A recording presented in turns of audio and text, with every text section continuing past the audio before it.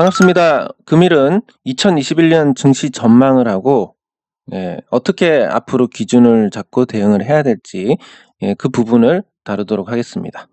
일단 미래 예측이란 것은 할 수 있는 사람이 없습니다. 누구도 모릅니다. 당장 내일 죽을 수도 있고 아무도 모르는 겁니다. 그래서 미래 예측을 해서 이렇게 될 거다 저렇게 될 거다 해서 대응을 하는 것보다는 확률의 영역에서 접근을 해야 되는데, 이 확률 영역에서 접근을 할 때 내년 증시는 기대를 줄이고 리스크 관리를 해야 된다, 이렇게 요약을 할 수 있습니다. 그럼 왜 지금 계속 오를 것 같은데, 그거에 대해서 다루도록 하겠습니다. 일단 2020년 증시를 보면 지수 대비 저점 대비해서 2배 상승했습니다. 이미 단기적으로는 한계치에 왔다, 이렇게 볼 수 있고 10년 내 최저치 최고치가 모두 나왔습니다. 이것도 굉장히 특이한 경우고, 개인이 47조 원, 외국인 기관 투자자들이 각각 절반 정도씩 매도를 했습니다. 그러면서도 고객 예탁금이 크게 증가를 했고 신용융자도 증가를 했습니다. 이런 상황에서 앞으로 증시가 크게 내려간다, 그러면 고객 예탁금이 있으니까 안전판 역할을 할 것이고, 그리고 크게 올라간다, 기관 외국인이 지속적으로 매도를 할 거기 때문에 가능성이 크지 않습니다.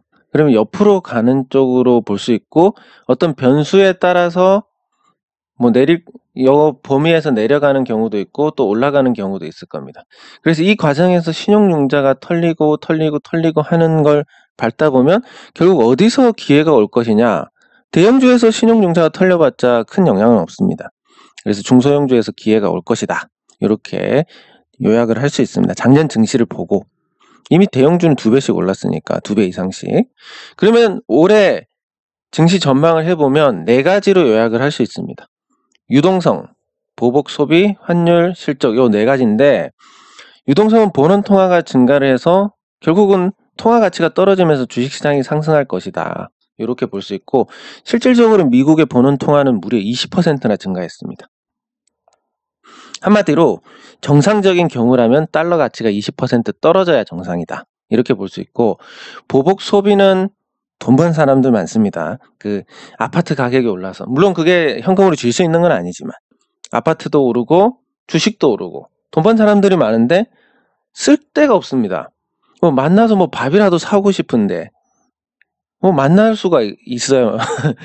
그래서 이 코로나19 환경으로 인해서 쓸 수 없는 환경인데, 이게 풀렸을 때 보복 소비가 나올 것이고, 그러면 도대체 언제부터 가능하냐. 일단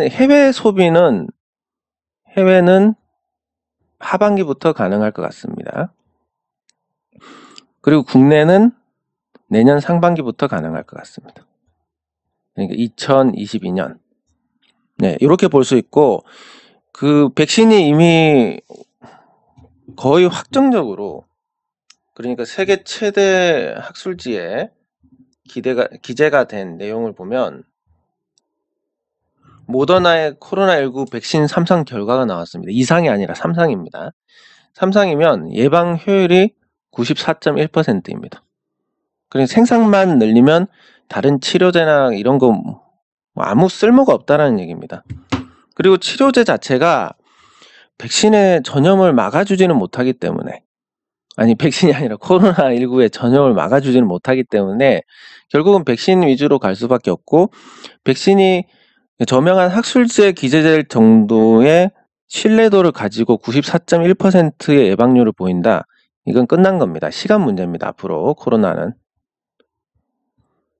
시간 문제라고 볼 수 있고, 그래서 코로나19는 극복이 된다, 해외는 하반기부터 정상화될 것이고 우리는 백신 도입이 조금 늦어지니까 상반기부터 도입이 되는데, 상반기부터 해결이 될 것 같은데, 이때 보복 소비 과정에서 아주 지금까지 보지 못한 엄청난 보복 소비가 나올 겁니다.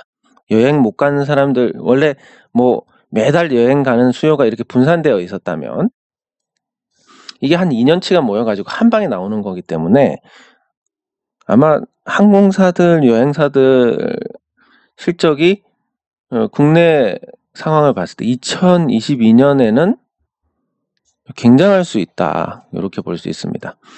네, 근데 뭐 시장이 좋으니까 에이 저거 한번 반짝하다 말 것이다라고 해도 주식은 오를 가능성이 높으니까 관심을 가지는 게 맞을 것 같고, 그리고 환율은 미국 본원 통화가 이만큼 증가했으니까 결국 지속될 것이다. 원화 강세가. 이러면 주도주 교체될 수밖에 없습니다. 전기전자 자동차는 아무리 해외에 공장이 있고 뭘 해도 주요 부품 모듈 이런 게 다 국내에서 나가기 때문에 환율에 타격을 받을 수밖에 없습니다. 그래서 삼성전자나 현대차가 시장 대비해서 더 오르는 일은 앞으로 힘들지 않을까. 그래서 그러면 이제 다른 종목들이 올라가면서 주도주가 교체가 되는 거고, 실적은 올해 아마 기업 실적이 악화가 될 겁니다. 이것도 조금 이따 설명을 드릴 건데, 그래서 주가하고 괴리가 심해지면 결국은 유동성으로 버텨야 되는데, 이러면 거품입니다. 거품은 언젠가는 꺼지게 돼 있고, 그걸 대비했을 때는 올해 증시에 대해서 우리가 접근하는 건 큰 상승을 기대하지 말자. 그리고 주도주 교체에 대비하고 중소형주 위주로 가자. 이렇게 요약을 할 수 있습니다. 그럼 유동성 증가를 보면 일단 올해 토지 보상금 50조가 풀립니다. 이게 작은 돈 같다고 생각하실 수 있지만 2007년 상승장 배경에는 130조 원에 달하는 토지 보상금, 130조 원이 아니고 99조 원.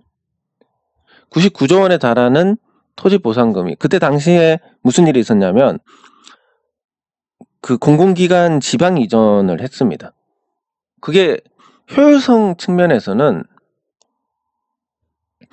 조금 떨어지는 조치긴 한데, 근데 이게 또 어느 관점에서 보면 우리 국토가 이렇게 있으면 서울에 온 기능이 다 집중돼 있습니다.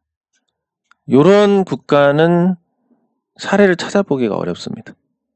예. 그러니까 국토의 어떤 효율적인 이용 측면에서 본다면, 또 그리고 우리가 뭐 국토가 되게 큰 것도 아니고, 그리고 뭐 이제 통일하는 걸 포기를 한다라고 가정을 하면 지방 세종시 정도의 정부가 옮겨오는 것도 맞을 것 같고, 그리고 금융 기능은 뭐 부산 쪽으로 옮겨오는 것도 나쁘지 않을 것 같고, 그리고 공공기관 지방으로 배치를 하고 이런 식으로 해서 분산을 하는 것도 나쁘지 않다고 봅니다. 네, 그래서 그 당시에 이제 그런 정책이 시행이 됐고, 그게 토지 보상금이 이렇게 풀리면서 2007년에 상승장을 가져왔습니다. 네, 그거 하나가 있고, 그래서 토지 보상금 50조가 풀린다는 것은 굉장히 큰 파급 효과인데, 당시에는 이게 부동산으로 가서 부동산이 오르면서 여기서 이제 레버리지를, 그러니까 담보대출을 받아가지고 주식에 흘러 들어오는 자금이 아주 일부였다면, 지금 부동산 규제가 다 막혀있기 때문에 이렇게, 그러면 50조 원이 들어갔을 때 부동산으로 가는 게 아니라 주식시장으로 흘러 들어올 가능성이 크고, 요게 이제 어떤 또 유동성의 증가에 기여를 할 수 있습니다. 그리고 국채 발행이 있는데, 여기 뉴스를 보면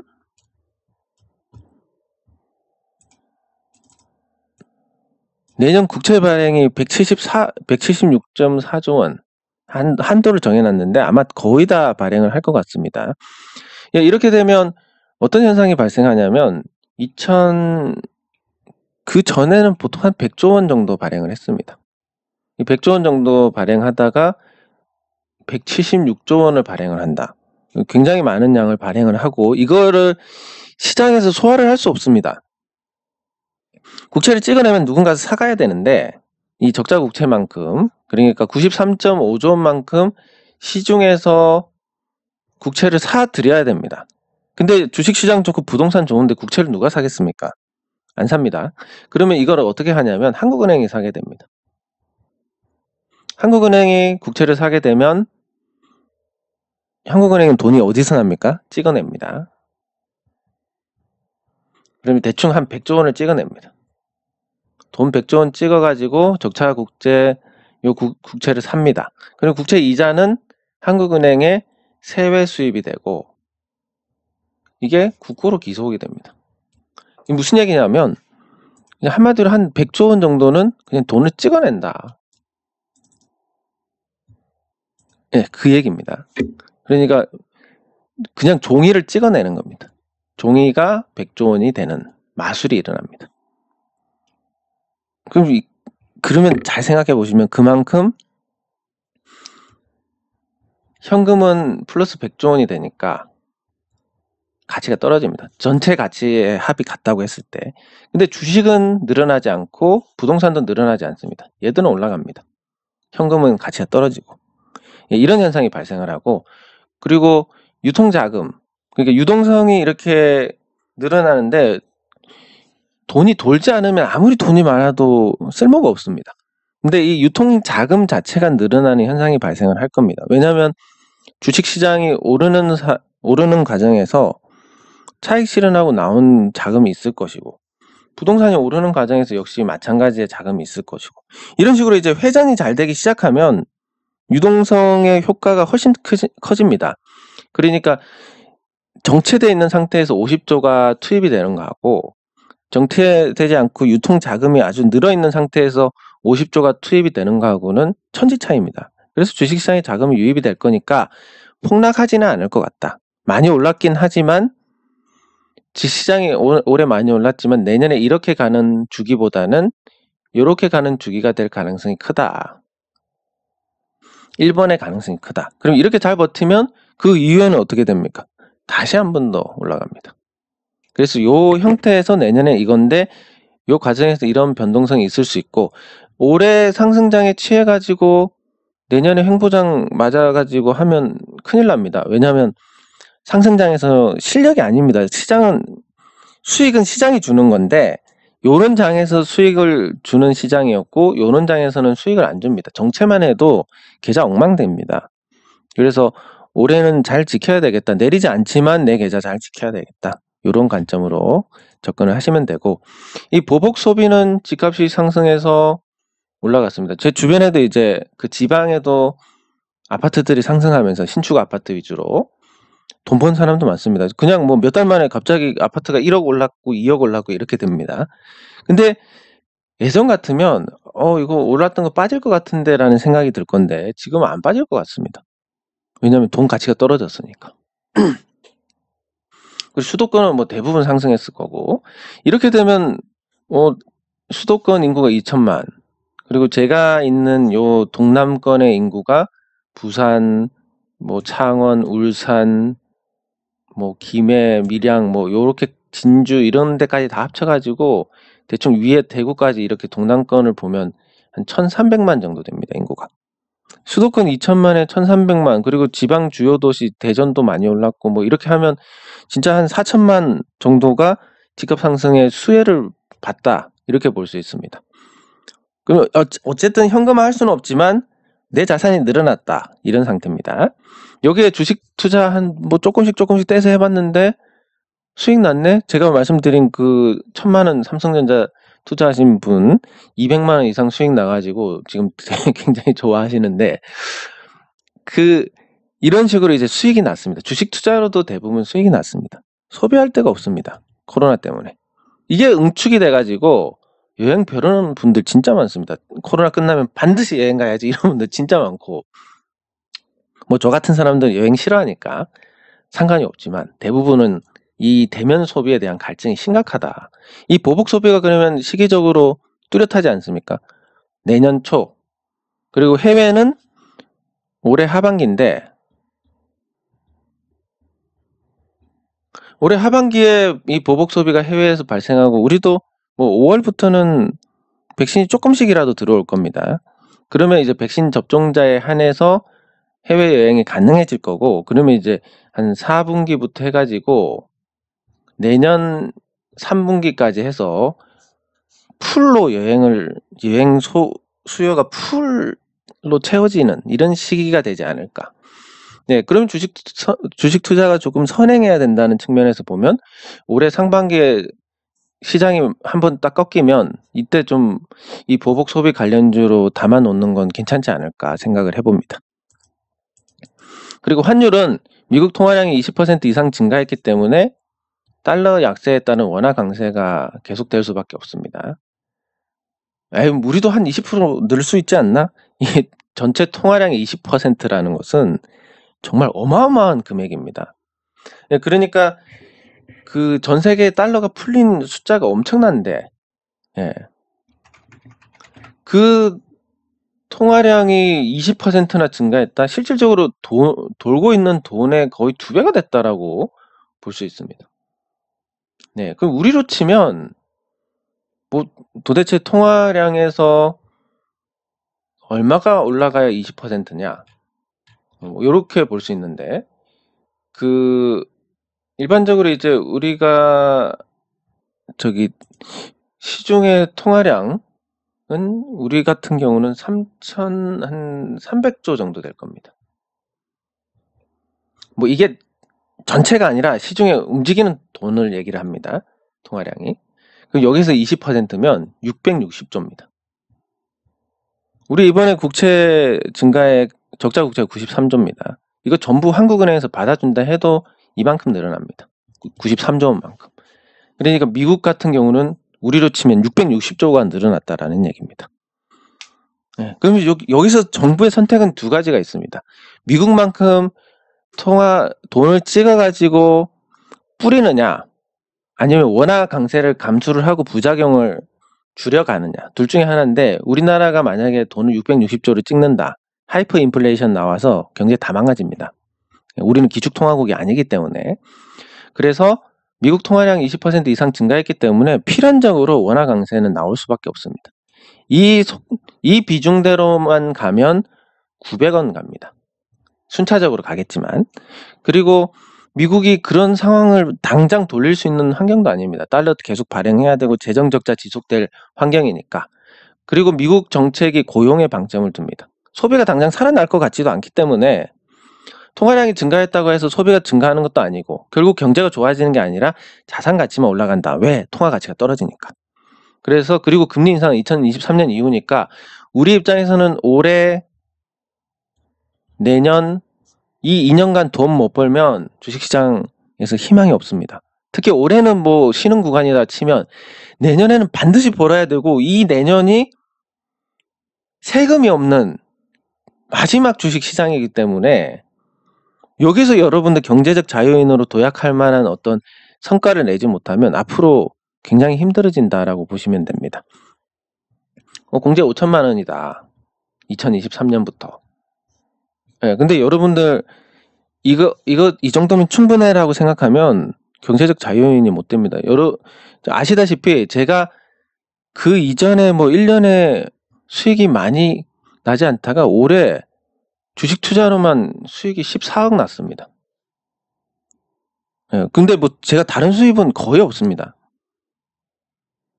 이런 정도로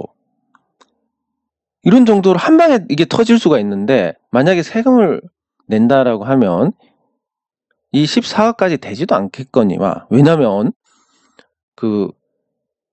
이렇게 몰릴 수가 없습니다. 자금이 세금 때문에 몰릴 수가 없고, 만약에 그렇다 하더라도 세금을 27.5%를 떼면 3억 이상은 27.5니까 5천만 원 공제해도 13억 5천에다가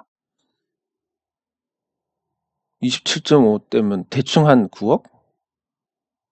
예. 이렇게 됩니다. 그래서 여러분들은 올해 어쨌든 시장 초과 수익을 얻고 내년에 반드시 큰 수익을 얻어가지고 도약을 한다. 이런 큰 계획은 갖고 계셔야 됩니다. 뭐 구체적이지는 않지만. 그래서 내년이 반드시 기회고, 올해도 어쨌든 수익을 내야 됩니다. 손실 보면 이런 거 발생합니다. 만약에 제가 예전에 말씀드린 그 종목에서 손실을 안 봤다면, 그때 66% 마이너스였는데, 이걸 안 봤다면 제가 지금 벌써 이 비율대로 투자 수익이 났다면, 물론 그런 가정은 통하지 않겠지만 지금 한 50억에서 100억 정도가 되지 않았을까. 예를 들면 그 비율대로만 수익이 났으면. 근데 이 손실 때문에 뭐 이런 투자의 어떤 전환을 가져왔고 성과를 냈다라고 본다면 의미가 없는 거지만, 어쨌든 말씀드리고 싶은 건, 여러분들이 만약에 올해 시장이 그렇게 좋지 않은 과정에서 대응을 잘못해가지고 마이너스 50%를 얻어맞았다. 그러면 투자금이 100만 원에서 50만 원으로 떨어집니다. 그러면 그 다음 연도에 대세 상승장에 와서 500% 수익을 내는데, 500% 수익 내봤자 250이 되고 원금을 지킨 사람은 500이 됩니다. 엄청난 격차입니다. 그래서 올해는 리스크 관리에도 특히 더 신경을 써야 된다. 그리고 그 리스크 관리를 해야 할 만한 어떤 이유도 존재합니다. 왜냐하면 올해 기업들 상당수는 이 재고를 쌓아서 버텼습니다. 막 생산해놓고 재고 자산을 늘립니다. 이 재고 자산 늘리면 어떻게 됩니까? 그냥 꽝 되는 겁니다. 내년에 안 팔리면, 올해 안 팔리면 자꾸 헷갈리는데, 올해 안 팔리면 이거 고스란히 재고를 털지 못하고 생산을 줄이든지 뭐 이런 구조 조정을 해야 되고, 그럼 실적이 나빠질 수밖에 없습니다. 그리고 두 번째는 올해 실적 자체가 작년에 비해서 악화가 될 가능성이 큽니다. 삼성전자 실적도 작년 대비해서 좋지는 못할 겁니다. 네, 그리고 수출주 원화 강세 통해서 수출주 영향이 부정적이다. 그런데 우리나라 수출주가 전체 지수의 50% 이상입니다. 그러면 얘들 실적이 깎이면 전체 실적이 깎일 수밖에 없다. 그래서 실적에 대해서는 크게 기대할 게 없다. 이렇게 정리할 수 있습니다. 그러면 내년 시장 전망은 어떻게 되느냐? 코스피는 일단 정체. 그리고 정체하는 과정에서 주도주가 교체하니까 기존 주도주는 재미없고 신규 주도주, 특히 원화 강세 수혜를 받는 종목들의 약진이 돋보일 겁니다. 그러니까 올해 종목을 잘 잡으면 올해 시장이 이렇고 내년에 이렇게 오른다라고 했을 때 올해 종목을 잘 잡으면 이렇게 가는 이런 종목을 잡을 수 있습니다. 이게 여기에 해당이 될 수 있습니다. 그리고 지금 삼성전자, LG전자 이런 종목들 잘 오르다가 막판에 아주 강하게 오르지 않습니까? 이게 오버슈팅인데 이 오버슈팅은 거의 고점 전에 항상 나옵니다. 물량 교체, 손바뀜을 해야 되니까.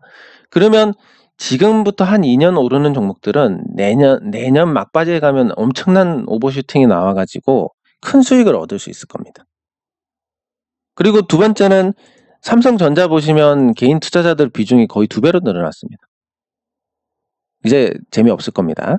개인이 많아질수록 재미가 없다. 근데 그 개인이 많아질수록 재미가 있는 유동성 장세라면 그러면 개인 비중이 훨씬 높은 중소형주들이 날아갈 수밖에 없다. 대부분 중소형주들은 양호할 걸로 예상이 되고 올해 많이 안 올랐으니까 지수가 이렇게 갔는데 지금 뭐 삼성전자 같은 종목들은 이렇게 갔습니다. 그럼 이렇게 가는 거고 중소형주들은 올해 안 갔으니까 내년부터 가서 이렇게 가는 거고 그럼 이 수익률을 다 먹는다라고 봤을 때는 굉장한 도약을 할 수 있는 그런 상태입니다. 그래서 중소형주에 더욱 집중을 할 필요가 있고 정부 정책에 특히 집중. 왜냐하면 이제 연초에 1월 효과가 있고 4월에 보궐선거가 있고 그리고 올해가 끝나면 이제 대선 관련해서 새 후보들의 어떤 또 정책 이슈가 불거질 겁니다. 그러면 올해 내내 요 대선과 관련된 정책과 관련된 내용이 주를 이룰 거고 그럼 정부 정책에 맞춘 종목들은 반응이 좋을 수밖에 없다. 그래서 대응 3월 16일까지 공매도 재개되니까 연초에는 조금 나을 수 있고 이후에 또 부정적일 수 있고 그리고 실적 전망이 좋지 않기 때문에 그 좋지 않은 상황에서도 흑자 전환한 종목들, 저평가 종목들은 또 새로운 평가를 받을 수 있다.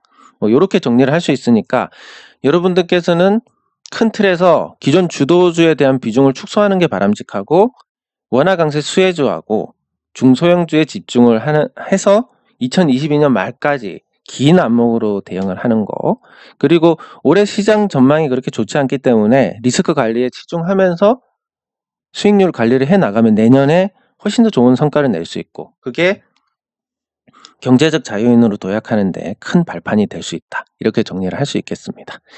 네, 요약을 하면 자 2021년 증시 전망 요겁니다. 작년에 올랐고 올해 횡보 내년에 상승 뭐 이런 정도로 예상할 수 있고 지수 차원에서는 2020년은 지수 대비해서 상황이 괜찮았고 그리고 최저치 최고가 모두 나온 매우 기형적인 장세였고 유동성이 이렇게 증가를 했고 빚도 증가를 했고 리스크하고 기회가 공존하는 예, 그런 상황이었고 여기서 더 올라가면 기관 외국인이 계속 팔 거기 때문에 대형주에 대해서는 올해 전망이 그렇게 좋지 않다. 다만 유동성 증가, 보복 소비, 환율, 실적 요 네 가지에 초점을 맞추면 유동성은 증가를 할 수밖에 없고 보복 소비도 나올 수밖에 없고 미국 통화량이 20% 이상 증가했기 때문에 거기에 따른 원화 강세도 필연적일 수밖에 없다. 그리고 기업 실적은 작년보다 올해가 나쁠 것 같다. 요걸 토대로 해가지고 주도주가 교체되는 과정일 거고 중소형주들 대부분은 유동성의 힘으로 양호할 거고 그리고 중간에 3월 공매도 재개하면 좀 영향을 받을 거고 8월에는 통계적으로 약세고 뭐 이런 중간중간에 이 과정들에서 손실을 안 보는 리스크 관리가 중요할 거다. 예, 이렇게 정리를 할 수 있겠습니다. 네, 이번 영상은 여기서 마치도록 하겠습니다. 수고하셨습니다.